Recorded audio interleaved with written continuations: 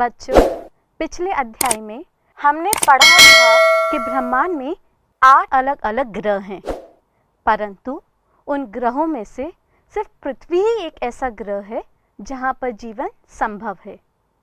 तो क्या आपने कभी ये सोचा है कि ऐसा क्यों होता है कि जीवन सिर्फ और सिर्फ पृथ्वी पे पाया जाता है?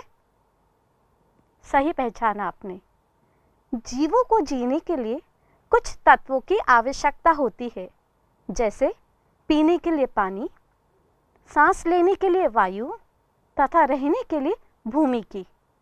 और ये सभी तत्व सिर्फ और सिर्फ पृथ्वी के परिमंडल में पाए जाते हैं। इस वजह से पृथ्वी एक ऐसा ग्रह है जहाँ पर जीवन संभव है।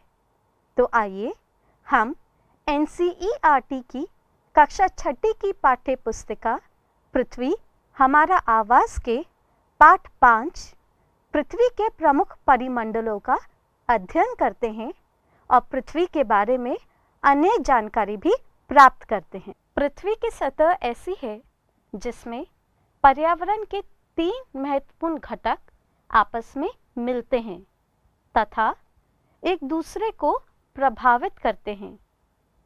पृथ्वी का ठोस भाग जिस पर हम रहते हैं उसे भूमंडल कहते हैं।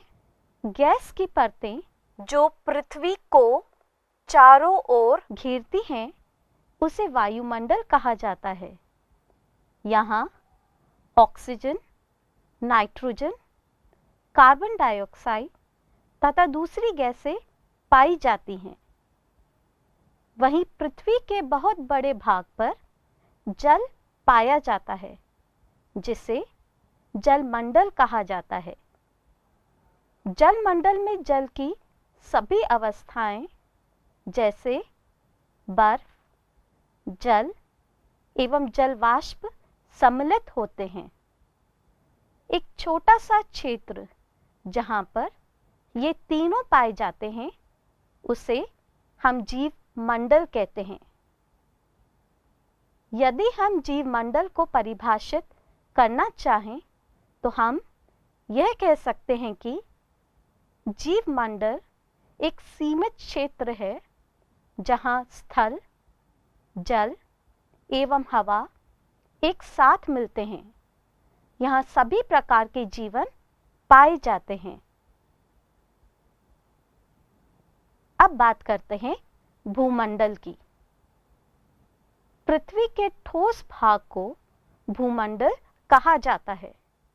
यह भूपटल की चट्टानों तथा मिट्टी की पतली परतों का बना होता है जिसमें जीवों के लिए पोषक तत्व पाए जाते हैं।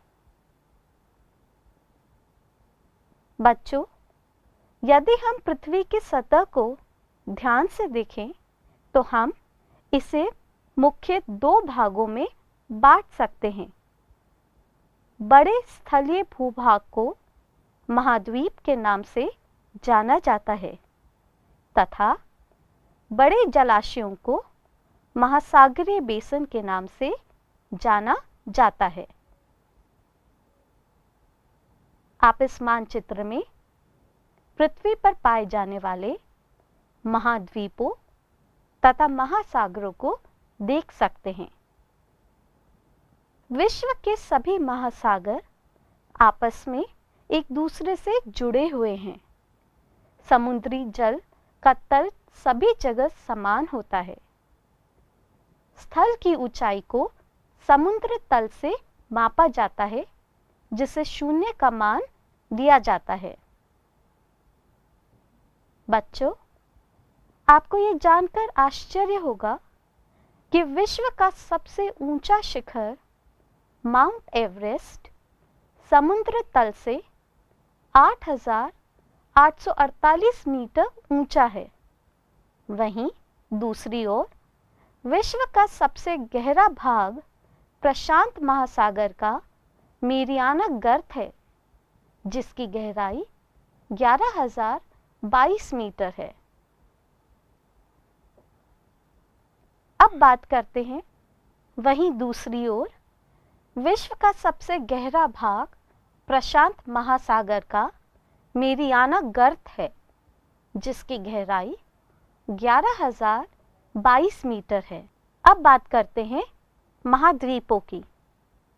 जैसा कि मैंने आपको अभी बताया था कि पृथ्वी के बड़े स्थलीय भूभागों को महाद्वीप कहा जाता है। पृथ्वी पर 7 प्रमुख महाद्वीप एशिया, यूरोप, अफ्रीका, उत्तर अमेरिका, दक्षिण अमेरिका, ऑस्ट्रेलिया तथा अंटार्कटिका है। ये विस्तृत जल राशि के द्वारा एक दूसरे से अलग हैं। आइए अब हम एशिया के बारे में जानकारी प्राप्त करते हैं। एशिया विश्व का सबसे बड़ा महाद्वीप है। यह पृथ्वी के कुल क्षेत्रफल के 1/3 भाग में फैला है। यह महाद्वीप पूरी गोलार्ध में स्थित है। कर्क रेखा इस महाद्वीप से होकर गुजरती है। एशिया के पश्चिम में यूराल पर्वत है जो इसे यूरोप से अलग करता है। यूरोप एवं एशिया के संयुक्त भूभाग को यूरेशिया, यूरोप प्लस एशिया कहा जाता है।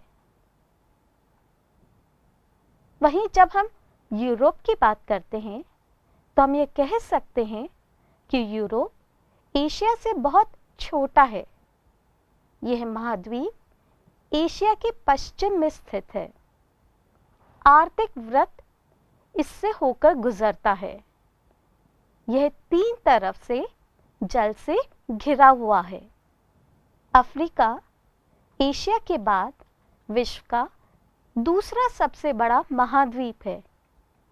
विषुवत वृत्त या 0 डिग्री अक्षांश इस महाद्वीप के लगभग मध्य से होकर गुजरती है। अफ्रीका का बहुत बड़ा भाग उत्तरी गोलार्ध में स्थित है।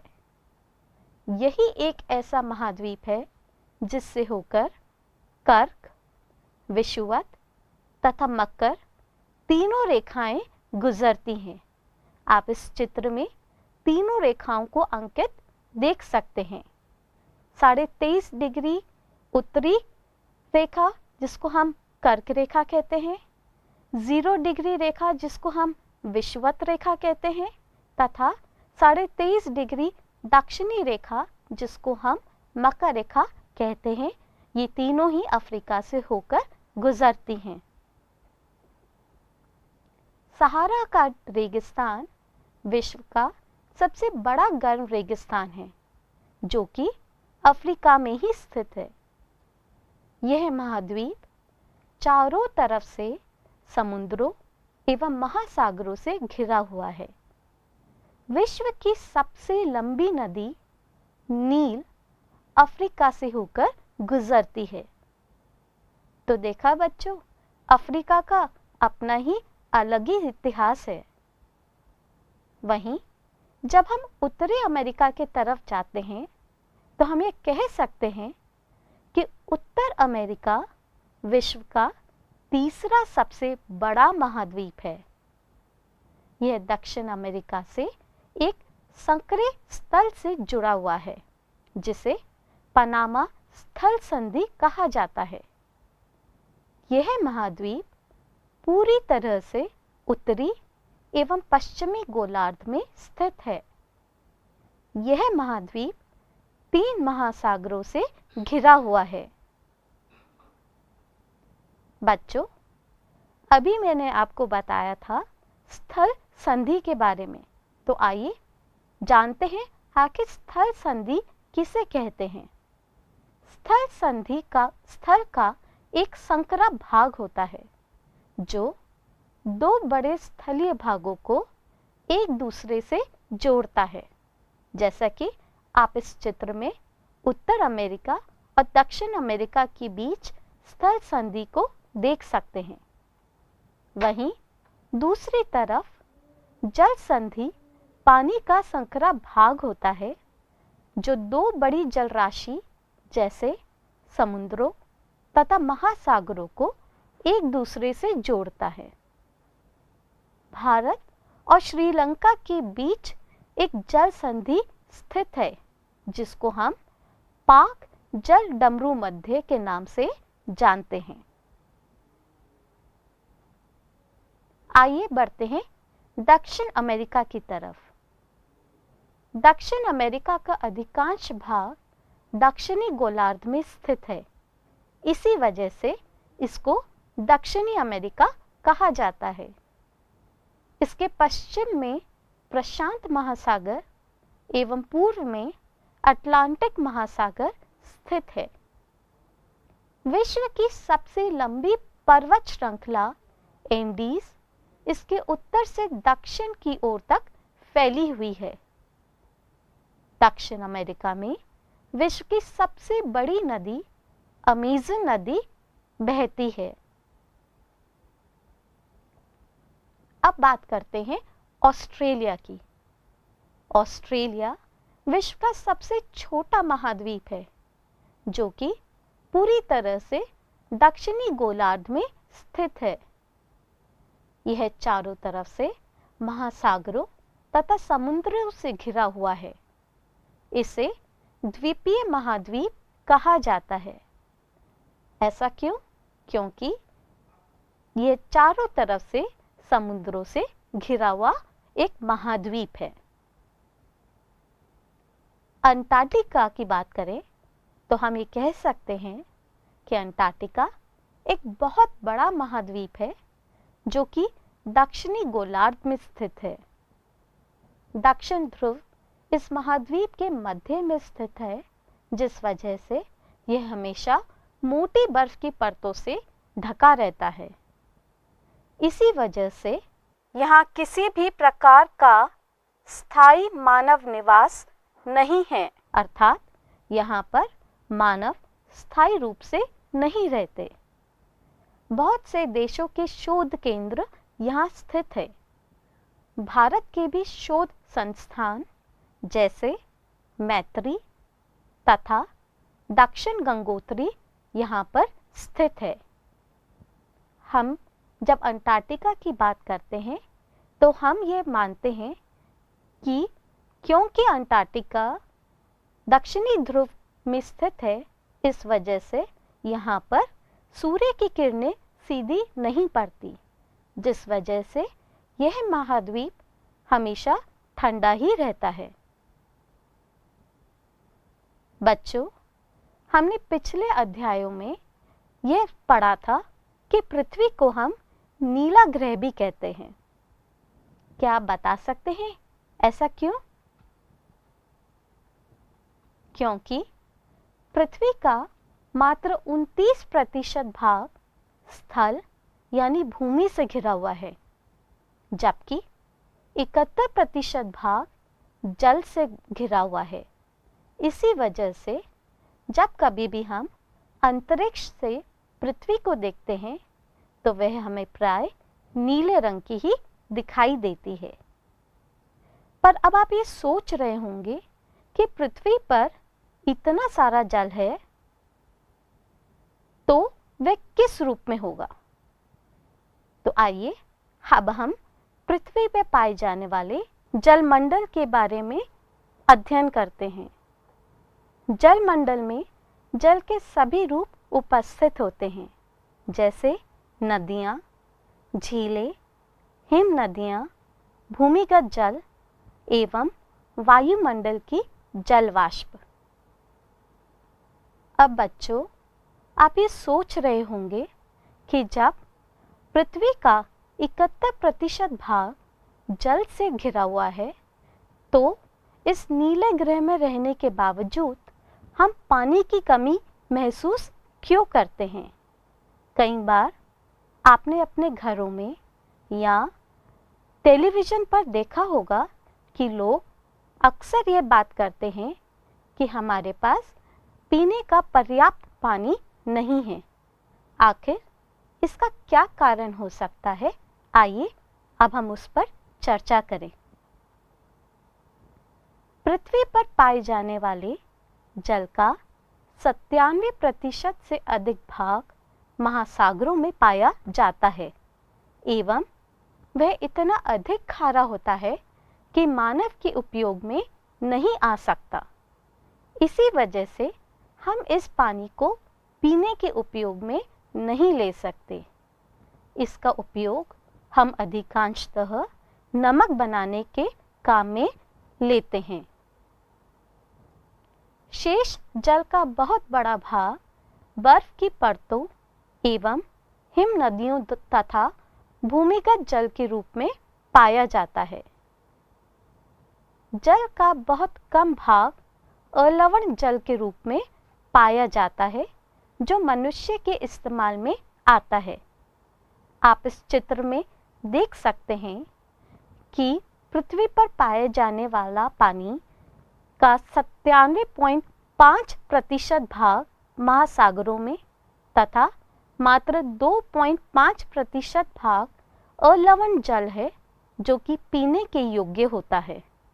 इसी वजह से ना चाहते हुए भी हम अक्सर पानी की कमी का ये गड़बड़ हो गया। इसी वजह से ना चाहते हुए भी कई बार हमें पानी की कमी महसूस होती है। अब बात करते हैं महासागरों की। नाम से ही हम कह सकते हैं कि एक ऐसा सागर जो बहुत बड़ा है, असीमित है। महासागर जलमंडल के मुख्य भाग हैं। ये आपस में एक दूसरे से जुड़े हुए हैं। महासागरीय जल हमेशा गतिशील रहता है। इसकी मुख्य 3 तरह की गतियां होती हैं। पहली तरंगे, दूसरी ज्वार भाटा तथा तीसरी महासागरीय धाराएं। जब हम प्रमुख महासागरों की बात करते हैं तो हम कह सकते हैं कि पृथ्वी पर 5 प्रमुख महासागर हैं। प्रशांत महासागर, अटलांटिक महासागर, हिंद महासागर, दक्षिणी महासागर तथा आर्कटिक महासागर। आइए इन महासागरों का विस्तार से अध्ययन करते हैं। पहला है प्रशांत महासागर। प्रशांत महासागर सबसे बड़ा महासागर है। यह पृथ्वी के 1/3 भाग पर फैला है। पृथ्वी का सबसे गहरा भाग मेरियाना गर्त प्रशांत महासागर में ही स्थित है। प्रशांत महासागर लगभग वृत्ताकार है। एशिया, ऑस्ट्रेलिया, उत्तर एवं दक्षिण अमेरिका इसके चारों ओर स्थित है। दूसरा है अटलांटिक महासागर। अटलांटिक महासागर विश्व का दूसरा सबसे बड़ा महासागर है। यह अंग्रेजी भाषा के एस अक्षर के आकार का है। इसके पश्चिम किनारे पर उत्तर एवं दक्षिण अमेरिका है तथा पूर्वी किनारे पर यूरोप एवं अफ्रीका है। अटलांटिक महासागर की तट रेखा बहुत अधिक दंतुरित है।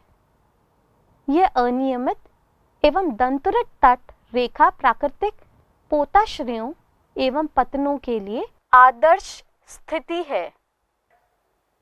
व्यापार की दृष्टि से यह सबसे व्यस्त महासागर है।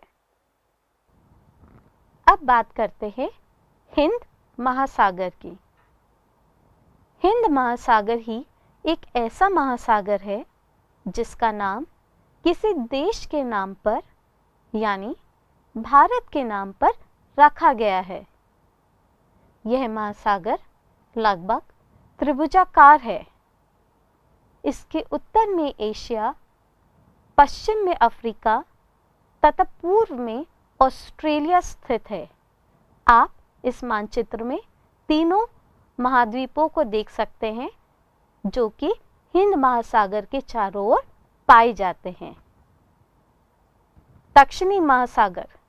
दक्षिणी महासागर अंटार्कटिका महाद्वीप को चारों ओर से घेरता है। यह अंटार्कटिका महाद्वीप से उत्तर की ओर 60 डिग्री दक्षिण अक्षांश तक फैला हुआ है।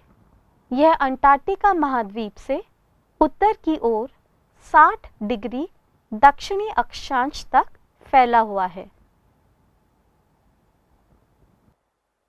आर्कटिक महासागर, आर्कटिक महासागर उत्तर ध्रुव वृत्त में स्थित है तथा यह उत्तर ध्रुव के चारों ओर फैला है।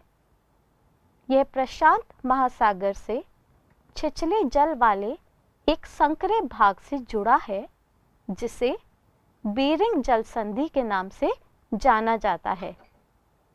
यह उत्तर अमेरिका के उत्तरी तटों तथा यूरेशिया से घिरा हुआ है। अब बात करते हैं वायुमंडल की। हम पृथ्वी पर इसलिए रह पाते हैं क्योंकि पृथ्वी पर वायु प्राप्त है जिससे हम जीवन व्यापन कर पाते हैं। हमारी पृथ्वी चारों ओर से गैस की एक परत से घिरी हुई है जिसे वायुमंडल कहा जाता है। वायु की यह पतली परत इस ग्रह का महत्वपूर्ण एवं अटूट भाग है। यह हमें ऐसी वायु प्रदान करती है जिससे हम लोग सांस लेते हैं। यह वायुमंडल हम लोगों को सूर्य की कुछ हानिकारक किरणों से भी बचाता है, जैसे सूर्य की यूवी किरणें। वायुमंडल 1600 किलोमीटर की ऊंचाई तक फैला हुआ है। वायुमंडल को उसके घटकों, तापमान तथा अन्य के आधार पर 5 परतों में बांटा जाता है। इन परतों को पृथ्वी की सतह से शुरू किया जाता है। पहला क्षोभ मंडल, दूसरा समताप मंडल, तीसरा मध्य मंडल, चौथा आयन मंडल तथा पांचवा बहिर्मंडल। वायुमंडल मुख्यतः ऑक्सीजन एवं नाइट्रोजन का बना है जो कि साफ तथा शुष्क हवा का 99% भाग है। आप इस चित्र में देख सकते हैं कि वायुमंडल की संरचना में 21% ऑक्सीजन, 78% नाइट्रोजन तथा मात्र 1% दूसरी गैस है जिसमें कार्बन डाइऑक्साइड, आर्गन इत्यादि गैसें सम्मिलित होती हैं। बच्चों, हम सभी को यह पता है कि ऑक्सीजन सांस लेने के लिए आवश्यक है, तो वहीं दूसरी ओर नाइट्रोजन प्राणियों की वृद्धि के लिए आवश्यक है। कार्बन डाइऑक्साइड यद्यपि बहुत कम मात्रा में है, लेकिन यह पृथ्वी के द्वारा छोड़ी गई ऊष्मा को अवशोषित करती है, जिससे पृथ्वी गर्म रहती है। यह पौधों की वृद्धि के लिए भी आवश्यक है। अब क्या आप लोगों ने कभी यह सोचा है कि पर्वतारोही अपने साथ ऑक्सीजन सिलेंडर लेकर आखिर क्यों जाते हैं? सोचा है कभी? बच्चों, यह जानना जरूरी है कि ऊंचाई के साथ वायुमंडल के घनत्व में भिन्नता आती है। ये घनत्व समुद्री तल पर सबसे अधिक होता है तथा जैसे जैसे हम ऊपर की ओर जाते हैं, यह तेजी के साथ घटता जाता है। इसी की वजह से पहाड़ों पर पर्वतारोहियों को हवा के घनत्व में कमी होने के कारण सांस लेने में कठिनाई होती है। इसलिए उन्हें अपने साथ ऑक्सीजन सिलेंडर लेकर जाना पड़ता है। तो अगली बार जब कभी आप भी पर्वतों पर जाने की सोचें तो आप ये सोच लीजिएगा कि यदि आप बहुत अधिक ऊंचाई पर जाएंगे तो शायद आपको भी ऑक्सीजन सिलेंडर की आवश्यकता हो सकती है। जैसे जैसे हम ऊपर की ओर जाते हैं, तापमान भी घटता जाता है। वायुमंडल पृथ्वी पर दबाव डालता है, जो कि एक स्थान से दूसरे स्थान पर अलग-अलग होता है। कुछ क्षेत्रों में हमें अधिक दाब महसूस होता है, जबकि कुछ क्षेत्रों में कम। वायु हमेशा उच्च दाब से निम्न दाब की ओर बहती है। इसी गतिशील वायु को हम पवन कहते हैं। अब वायुमंडल के बाद हम जीवमंडल पर आते हैं। जीवमंडल स्थल, जल तथा हवा के बीच का एक सीमित भाग है। यह वह भाग है जहां जीवन मौजूद होता है। यहाँ जीवों की बहुत सी प्रजातियां पाई जाती हैं जो जीवित रहने के लिए एक दूसरे से तथा जीवमंडल से जुड़ी हुई होती हैं। हम मुख्यतः जीवमंडल में पाए जाने वाले पक्षियों को तथा पेड़ पौधों को दो भागों में विभाजित कर सकते हैं।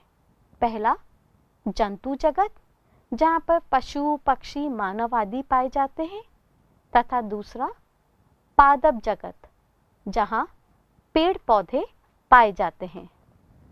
पृथ्वी के ये तीनों परिमंडल आपस में पारस्परिक क्रिया करते हैं तथा एक दूसरे को किसी न किसी रूप में प्रभावित करते हैं। जैसे उदाहरण के लिए लकड़ी तथा खेती के लिए वनों को अगर काटा जाए तो इससे ढलुआ भाग पर मिट्टी का कटाव तेजी से होने लगता है।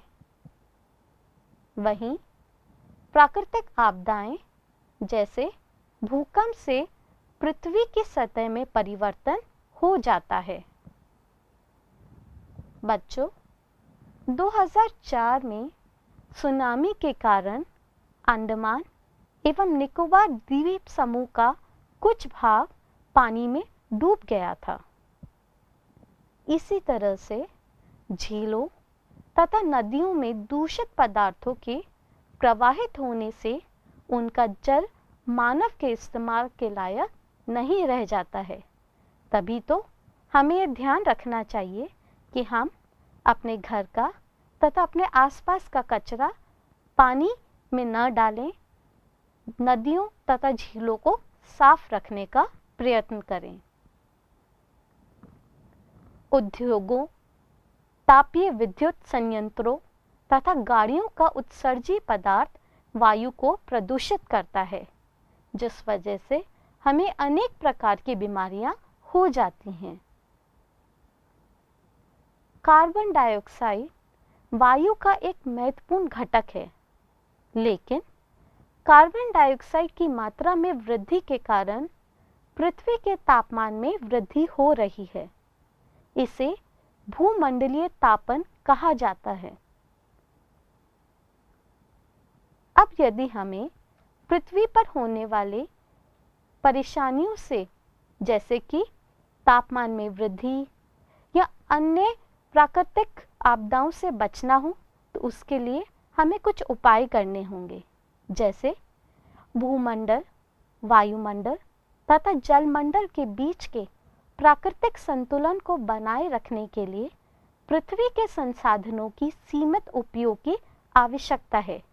यदि हम इन संसाधनों का उपयोग सीमित रूप में करेंगे तो हम खुद को तो बचा ही पाएंगे, साथ ही अन्य जीव जंतुओं को भी बचा सकेंगे, और तो और आने वाली पीढ़ी के लिए हम इन संसाधनों को भी बचा सकेंगे, जिससे वे भी इनका प्रयोग कर सकें और अपना जीवन यापन कर सकें। तो आइए हम कोशिश करते हैं कि हम अपने इस नीले ग्रह को अर्थात पृथ्वी को संभाल कर रखें तथा इसके परिमंडल की रख रखाव करें, जिससे हम अपना और आने वाले पीढ़ियों का भी जीवन संभव बना सकें। तो बच्चों, हमने आज के इस अध्याय में पृथ्वी के 4 परिमंडलों के बारे में अध्ययन किया तथा साथ ही साथ हमने यहाँ पर पाए जाने वाले महासागरों एवं महाद्वीपों का भी अध्ययन किया। तो मैं आशा करती हूँ कि आप पृथ्वी के परिमंडल का रखरखाव करेंगे तथा खुद का और आने वाले जीव जंतुओं का भी जीवन संभव बनाने में मदद करेंगे। आइए अब मैं आपको गृह कार्य के लिए कुछ प्रश्न देती हूँ, आप जल्दी से उसे उतार लीजिए। गृह कार्य प्रश्न 1, पृथ्वी के 4 प्रमुख परिमंडल कौन कौन से हैं? प्रश्न 2, पृथ्वी के प्रमुख महाद्वीपों एवं महासागरों के नाम लिखिए। प्रश्न 3, वायुमंडल की विभिन्न परतों के नाम लिखिए। प्रश्न 4, पृथ्वी को नीला ग्रह क्यों कहा जाता है? प्रश्न 5, जीवित प्राणियों के लिए जीवमंडल क्यों महत्वपूर्ण है?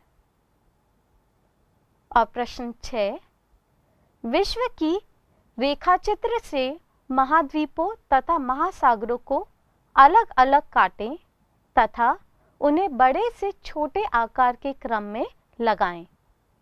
तो बच्चों, इसी के साथ हमारा आज का अध्याय यहीं समाप्त होता है। मिलेंगे अगले अध्याय के साथ। तब तक आप अपना ख्याल रखें। नमस्कार।